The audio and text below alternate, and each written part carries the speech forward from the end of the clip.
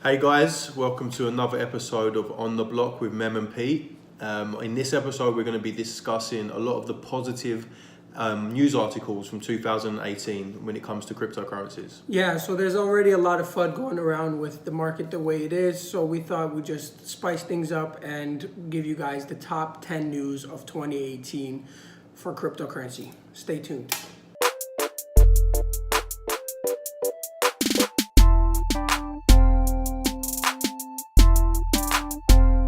If this is your first time tuning in, please take a look at some of our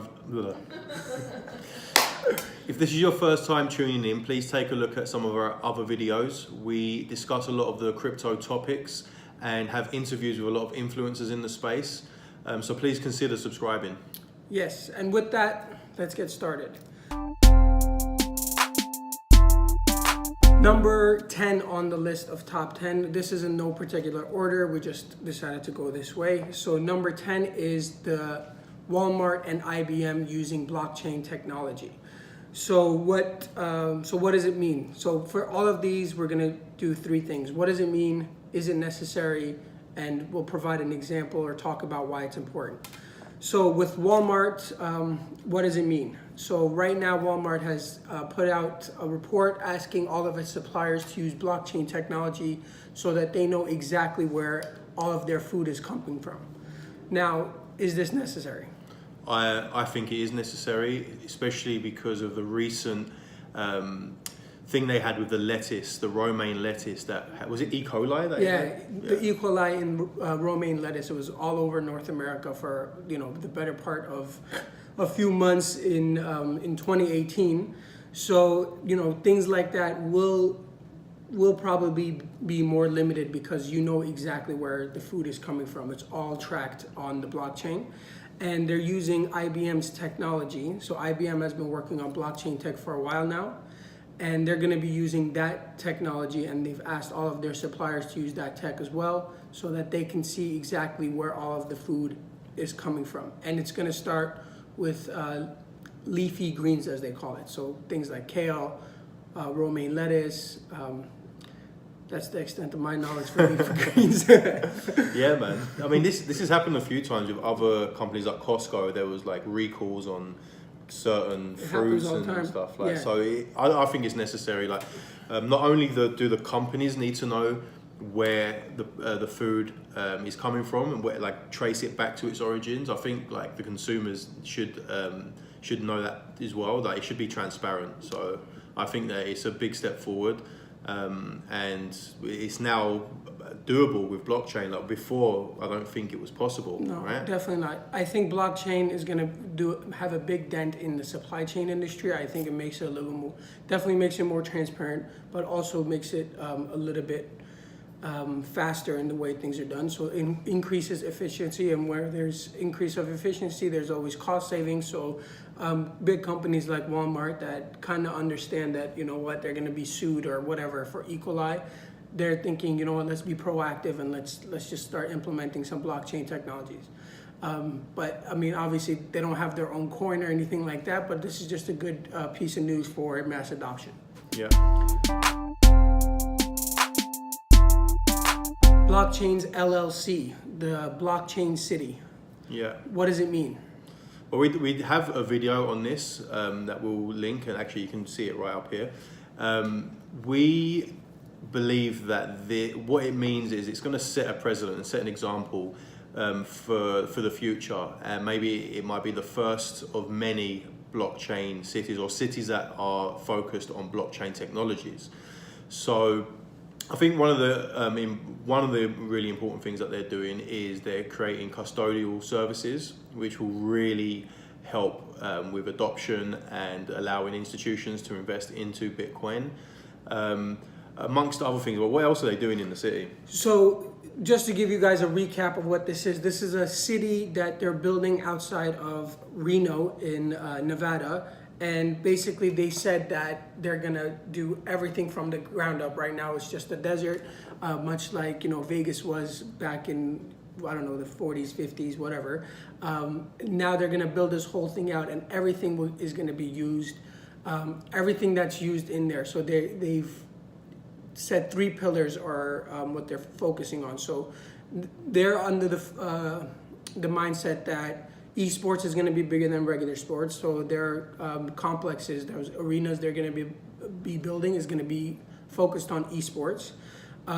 They're going to have it so that everyone owns their own identity, and they were talking about Palm, something to do with the palm. It's in the video. So basically your palm and the veins in your palm are gonna be scanned so that they could see your identity, and you get to choose who you share it with.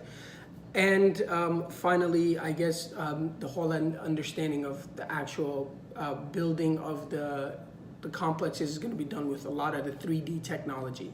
So that's 3D printing technology. So those are things that they're focusing on, and they believe that blockchain needed to be here for them to proceed with this. So that's what they're trying to do with it. And just like Pete said, I think it's really important because now you get to see it live in action, and it's going to be a huge city. Might not be done for a decade or so, but once it's done, then we're going to really get to understand what this whole blockchain space can do, and this whole idea that I own my own data, and it's not Facebook that owns it or Google that owns it or whoever else that's selling my data to advertisers right now. I get to own my own data, and I can sell it if I want, or I can keep it if I want. Yeah. So yeah, and the custodial services, we should really talk about that. So these guys have bunkers across Europe and America, like nuclear reinforced bunkers that they can hold cold wallets in. So people can take their private keys, hand it over to these guys, or walk in there themselves and put the money in. So custodial services is going to be a big deal in 2019, and these guys look like they're going to be the front runners for that. Yeah. Yeah, so check out the video, Blockchains LLC. We have it. We go into a little bit more in depth about it. It's really, really exciting stuff. So thought we'd share it. All right, moving on. There's a developer in New York City. There's a video we'll link in the description. What they've done is they've tokenized real estate. And when I say real estate, they've completely tokenized a condominium building in New York. Actually, these guys have tokenized the debt. Okay, so it's the debt they've tokenized. Yeah. Okay, cool. Which is really smart. And the way they've done, so let's talk about how this is good for developers and good for people that want to invest into real estate. Like, we all know New York City is like one of the most expensive real estate in the world. To buy a condo in Manhattan, it's millions and millions of dollars, right? So these guys have completely tokenized the debt on the building. So instead of going to the bank and borrowing money from the bank with high interest rates, and then there's lots of complications when borrowing money from the bank. So they've tokenized the debt on it, and they've allowed anybody that wants to buy tokens in the condo. So you could invest with $1,000 and own $1,000 worth of one condominium in the building, if I'm not mistaken, right? Yeah, so there's two things here that we have to talk about. So one is tokenizing the real estate, which other companies are doing, and that's become a big focus. So these are called asset-backed tokens, the asset being the home itself. But this developer that we're talking about, again, we'll have the link below. These guys have tokenized debt. So what this means is anytime a developer has to build a community, build a condo building, obviously it's a big undertaking. It could be $300-400 million. So these guys go to the bank and ask for a little bit. And that's why they do pre-sales, because they have to show that the houses are going to sell for the amount that they said it's going to sell for. But this creates a time rush. So they have to go really quick to ensure that they get it done quickly, so the bank releases more and more of the money. The bank releases the money slowly. Now, if they don't reach those milestones quickly enough, the bank pauses the release of the money, and the developer is forced to do what they can do with limited amount of money, try to rush the project, sell things sooner so the prices start to come down. Now, whereas an investor that's in this thing, it's basically like HODL, right? You want to hold on to the real estate investment as long as you can, so that you're thinking a year from now when the market isn't as slow. Because even the New York real estate market slows down a touch, but that touch could mean hundreds of thousands of dollars. So instead of having to rush now, these guys have said, you know what, forget the bank, we don't need these guys. Let's just tokenize the debt on the entire building, so that we have a bunch of stakeholders that they'll own a piece of it, and when the time comes, we'll just pay those guys back. And I think it is with interest, so we have to look into that a little bit more. But I mean, the whole idea of tokenizing anything has just like, this is just one example, but when we think about it, tokenizing gold, people have started to do that. Tokenizing real estate, they've started to do that. Tokenizing art, they've done that. We could share a bunch of articles below.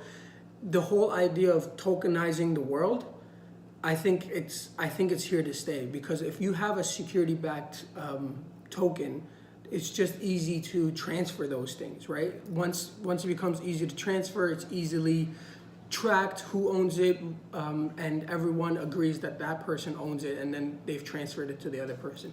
The blockchain allows this to happen. Whereas right now, you have to go and do, if you were to sell a house to purchase the deed, you'd have to go through lawyers, real estate agents, and all these other things. And it hasn't come yet, but there might come a time where you could just do that right through the blockchain. So these idea of tokenizing real estate, tokenizing debt, tokenizing art was really big in 2018, and I think you're going to see a lot more of that in the future. Yeah, definitely. I think 2019 we will see a lot more of this come into fruition. This was just like one example that we're talking about now with in the developer in New York City. But I think it's going to set a precedent. It's a lot of people are going to see the success of it and see that there is an alternative to going to the bank, asking for loans from the bank. And that's what I really like, that part about it. So when we say, is it necessary? I definitely think so. It's Absolutely. Definitely necessary. It's easier for anyone to own a piece of real estate in a huge market. Like, your run-of-the-mill blue-collar worker is not going to be able to afford a whole condo in New York, let alone a house. But if they were, a part of a bigger collective of people that can all pitch in and basically, crowdsource a home in New York, then they could become a part of that, and they could see the gains on it, right? That's the whole idea of decentralization, being able to disperse the wealth. Really, that's, I think, one of the really cool things about Bitcoin and blockchain is the fact that it can be, anyone can have a piece of something cool. So now you can do that. Yeah, I mean, just think about even 5 years ago, thinking about you can own a part of a property and make money on that as the value rises. That's never existed. Like, you want to buy an investment property, you need, first of all, a down payment, then you need to get a mortgage on that. That will cost money. You're paying interest on all of that. This is just revolutionary, and I think it's going to change the way things are done. Yeah, I mean, look, even, I'll tell you guys right now, there's been conversations I've had with my friends where we've said, the Toronto housing market is really hot. We could all pitch in and get an investment place ourselves and then rent it out. And this is no different. It's just now the friends aren't really friends at all. They're just people that have all bought a piece of this asset through distributable tokens. So it's all on the blockchain. Everyone knows what the percentage of the ownership is for every person, and it's trustless. That's the main. Bakkt and Fidelity here, right? Yeah. Yeah, so that was big news, even though it hasn't actually happened yet, and it has been delayed. Like, Bakkt has been delayed till early next year. This is really big news in the space. We're talking about large amounts of money that will be easily allowed to be put into Bitcoin and other crypto digital assets. So let's start with Bakkt, because we have done a video on Bakkt. We can check it out there. That is really interesting to me because there's like we mentioned in the video, there's some big companies involved, Starbucks being one of them, and also Microsoft, if I'm not mistaken. Yeah, so these guys are involved, but I mean, as we explained in the video, it doesn't mean that you can go ahead and buy coffee at Starbucks with crypto. Starbucks is one of the best payment services. They're one of the biggest actually in the world for basically, it's called POS, which is point of sale. So whenever you've used the Starbucks app to pay, they built that tech out. So they're helping Bakkt with that piece of technology. But this Fidelity, Bakkt, all of these big players moving into the space is just a great example of following the money, right? Like if Bakkt is owned and operated by the people behind the New York Stock Exchange, which is probably the biggest stock exchange in the world. Fidelity, I mean, one of the biggest asset managers in the world. They're starting to open up a crypto shop now. So a lot of money is going to start moving into the space as these institutional on-ramps start to come to fruition. So I think 2019, you're going to see when these guys start to open their doors. I don't know what it will mean. Will it spark a bull run? Will it, push the price lower? That's not what we're here to talk about. We're here to talk about the fact that this has gone mainstream now. And I don't think anyone could doubt that. So 2018 led the way for announcements like this, and we just decided we'll highlight Fidelity and Bakkt. Yeah, I mean, as far as like what it's gonna do for the price in the short term, who knows? But in the long term, I think it will be good for the price, and it will just make it easier for institutions to get involved. Yeah, and as institutions start to get involved, this air of negativity that surrounds Bitcoin because of its origins starts to disappear a little bit, right? If a reputable company like Fidelity starts to come into play, then or the owners behind the New York Stock Exchange, then the regular old Joe that doesn't live and breathe crypto will start to look at that and be like, you've heard those guys. I thought Bitcoin was just used on the dark web. Well, now you could say, yeah, it used to be, but now, Fidelity is getting in on it because they see the potential in it. So that's definitely why it's necessary. I guess we just covered why it's necessary. So let's move on to number 6. So number 6 is Ethereum being deemed a security. Not a security. Not a security. We'll do it again. 6, we're talking about how Ethereum was deemed not a security. Now, what does that mean? So, when it comes to the SEC and securities laws, they're coming down on crypto, like people that were launching ICOs, that may have done it in a way that would have deemed them a security, even though they didn't go through the laws. So with Ethereum being deemed not a security, which is a very good thing for Ethereum and all the investors in Ethereum. And it sets some precedents for the ICOs as well. Right. So a lot of the ICOs that were, biting their nails and looking at that court case, and where the SEC is going to come down on it. Once Ethereum was deemed not a security, it was pretty good. Like, it was pretty big and pretty good news for the space. Definitely, because the way they consider if something is a security or not a security is by something called the Howey test, and we'll link a video in the description that explains the Howey test, because I don't even understand it completely, but I do understand a few points from it. So one of the points is something was invested with money, an investment with money, that could be classed as a security. But the way they get around that is most people invested into Ethereum with Bitcoin. So, and is Bitcoin money? Yeah, is Bitcoin technically money? Right now, no. That might change in the future. Who knows? But that's that point right there. That's their way around it.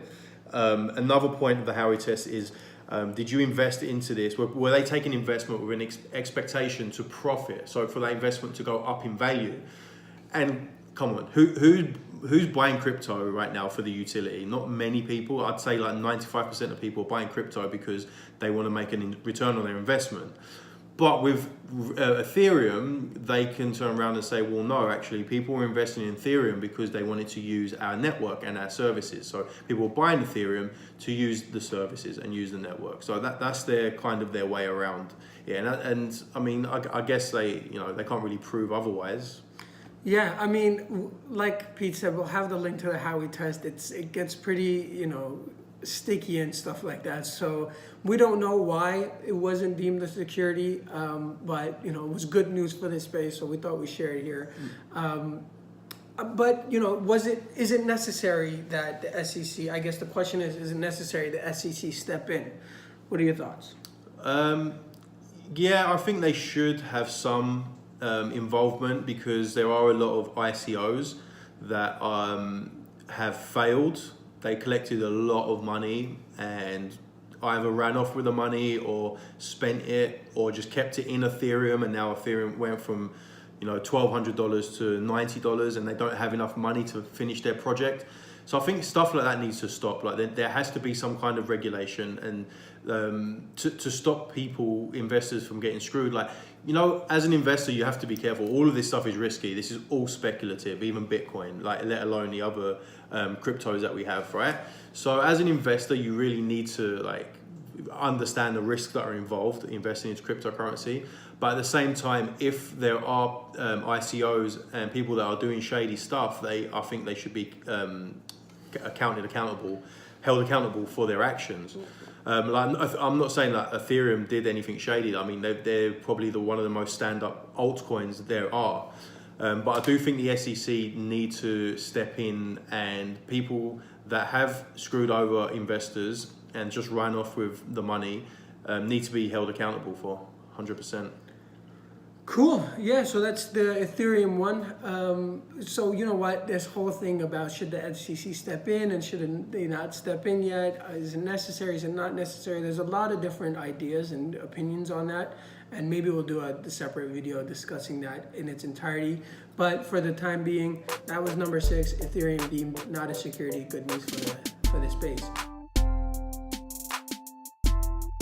Number 5, Square's Cash App. So what the heck is Square's Cash App? So I don't know if you guys have ever purchased anything. It could be even online or at retail locations where they have a little iPad set up and you're paying through. Even when you swipe that little thing, it's like a little square. Makes sense with the name. So they have a Cash App, and it's one of the biggest payment processing apps out there, and it's owned by the CEO is Jack Dorsey, I don't know how to say his last name. He's the Twitter CEO as well. He's a big Bitcoin bull. He loves the idea of Bitcoin, and right now that has become the fastest, it has become the way to buy Bitcoin, I guess you could say. Through the app. Yeah, so more people are buying Bitcoin through Square's Cash App than through Coinbase. So Coinbase was the biggest, purchaser, or the most people were purchasing through Coinbase, and now Square has kind of taken over that spot. Interesting. Yeah. What does Square? What is the benefits of purchasing through the Square app than something like Coinbase? Like, is there lower fees or anything like that? So if I'm not mistaken, with Square, I think you could buy at locations, and you might be able to do it through cash. Now, don't quote me on that. I don't know if there's actually a way to do it through cash, but Coinbase is a centralized third party, right? We could all agree to that. Square is the same thing. I just don't know how Square deals with the purchase. I've never purchased through Square before, but I think the important thing about all of this is the fact that, first of all, the CEO of Twitter thinks highly of Bitcoin, should be shared, but also the fact that this payment processing system that's being used by hundreds and hundreds of merchants and thousands of people worldwide, and a lot in the States, is now accepting cryptocurrency. That is, pretty big piece of news. So that you could go to, your local merchant and pay to buy something with the Square's Cash App that takes cryptocurrency. So that's that's just, you know, another thing for adoption, mass adoption, and more people understanding what this piece of tech could do. So that's why I think it was important to share that here. Yeah, definitely. It needs to become easier for people to buy cryptocurrencies. Like right now, it's a hard thing to do. It's like the simpler it gets, the easier it will be to adopt. So things like Square Cash App doing this is huge. Mm-hmm. Well, I mean, Coinbase, you know, letting you buy Bitcoin, it's pretty easy to do it through Coinbase. But when you start getting into the alts and that, it's still a pain in the ass. They've started to put more of the alts in. I think they said they're gonna do 30 alts by the end of next year or something like that, which is really great because they have so many users. But we'll move on to number 4. At number 4, okay. So this number 4 is an ING report. As you're seeing it on the screen right now, it kind of highlights the amount of crypto ownership across Europe. And the reason we thought that this was important to share is I think most of us in the space know that Asia is actually the driving factor for a lot of crypto adoption. In Japan, in South Korea, lots of people already have been using Bitcoin for a long time, and you know they're very tech savvy over there. I don't know. I've always heard rumors that they're a couple of years ahead of us when it comes to tech. So Europe and the United States and Canada, they all kind of fall under one umbrella, the West as they call it, and the numbers here indicate that the West is catching up, and you're seeing, I'll just bring it up here. Yeah, so 9 out of 100 people, 100 males own cryptocurrency or it's actually, hold on, what is the number here? Around 1 in 10 have purchased crypto assets in Europe, right? So this is an ING report that came out early in 2018. But you know, 1 in 10, that's a significant amount of people that have bought crypto, right? Others, we'll share the entire report on here, but there's 1 in 5 in Turkey. Nearly 1 in 5 have bought cryptocurrency in Turkey, and they're the leader in Europe. Yeah, that just shows that you know, in countries where they don't trust their government, that's why they start buying crypto. Yeah, simple. And it's mad that the USA isn't a larger percentage, but I guess a lot of people trust the government there for whatever reason. I don't know. So USA comes in at 8%. They actually have Australia in here as well. That's 7%. And when you look at number 2 in terms of, you know, the West, Romania is in second place. 12% of their population have bought cryptocurrency. We're gonna share the entire report. It's free to download online. Check it out. It's pretty cool stuff on there. We can't take credit for it. It was all ING. But I mean, when this piece of, first of all, the fact that ING is doing this report is pretty cool, right? But secondly, the fact that there's so many people that have already bought cryptocurrency, and this came out earlier in 2018. Now I don't think a lot of people have bought since, because the number has kept dropping and dropping, which, you know, boggles my mind, because if you were gonna buy at 19, why not buy at 3? Yeah, it makes no sense. Human psychology, right? But it is what it is, and I think the next time a report like this comes around, maybe next year or a couple of years down the road, you're gonna see those numbers quickly rise up. So I think this shows 2 things. First of all, it's still very early. Like, it's not like the numbers are like 50% of any country owns cryptocurrency, right? So it's still very early. You're still an early investor, an early adopter. Second things it shows is that it's starting to definitely pick up. Like, if you were to do this 5 years ago, in 2013, how many people own cryptocurrency? I don't think the numbers would. First of all, ING wouldn't even bother to do that report. No. Simple. And now they've done that report and they've shared it. So I look at this as good news. You can take it however you want, but the fact that ING is actually taking time out of their day to put out a report like this shows is positive in my mind. Yeah, definitely. So let's talk about number 3. crypto funds that have been popping up, and specifically we're going to concentrate on the Andreessen Horowitz A16Z $300 million crypto fund. Yeah, that's a lot of money. Yeah. And so what does it mean? It means lots of wealthy people with a lot of money have decided that they're going to take their money and invest it into cryptocurrency. Simple. Wow, the light went out. Yeah. What's it mean? So what does it mean that these guys are moving this amount of money into a fund where they're going to be funding a bunch of crypto startups? It means that smart money is starting to move into the space.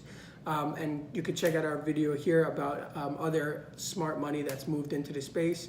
But yeah, I mean, Andreessen Horowitz and other funds like them are putting a lot of money towards funding crypto startups.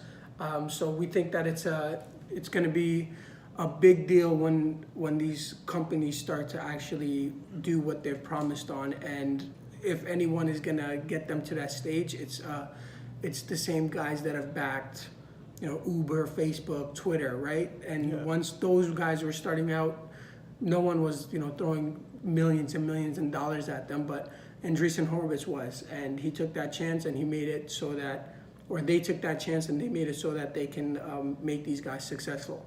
So that's just one fund. There's lots of other funds that have opened up in the last, year or so in 2018. So we thought it was definitely worthwhile to mention. Now, is it necessary?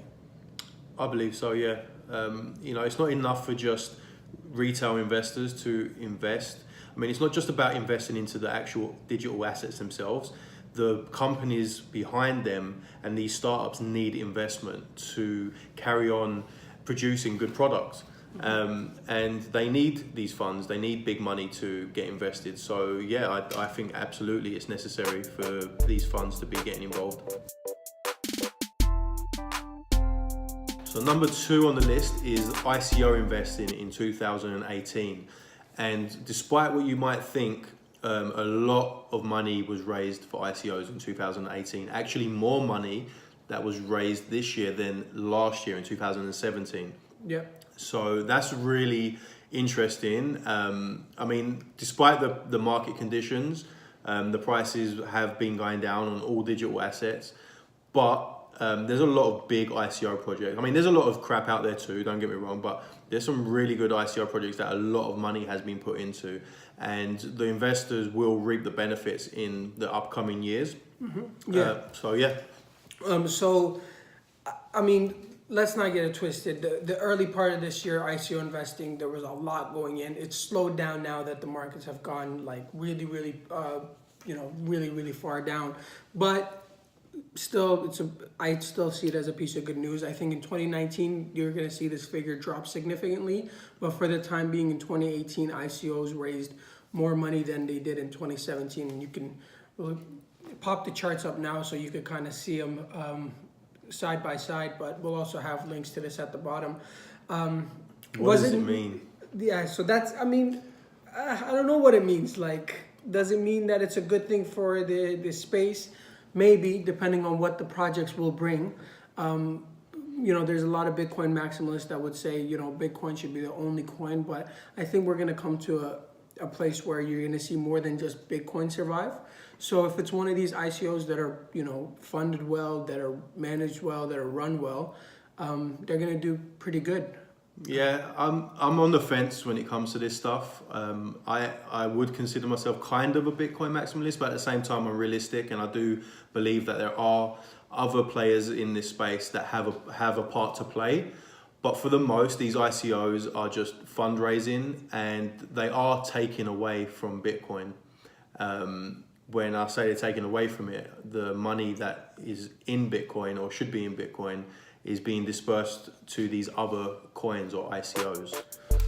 Okay, so now we'll move on to number 1, a piece of news that came out not too long ago.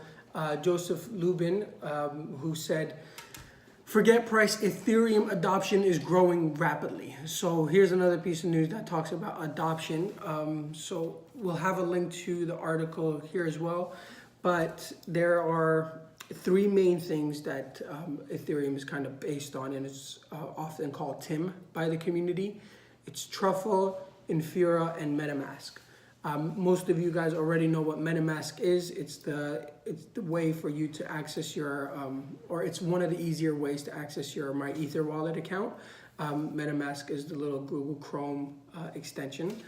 And all of these things, the usership on all of them has really, really increased in the last year. So that's, that's always a great piece of news.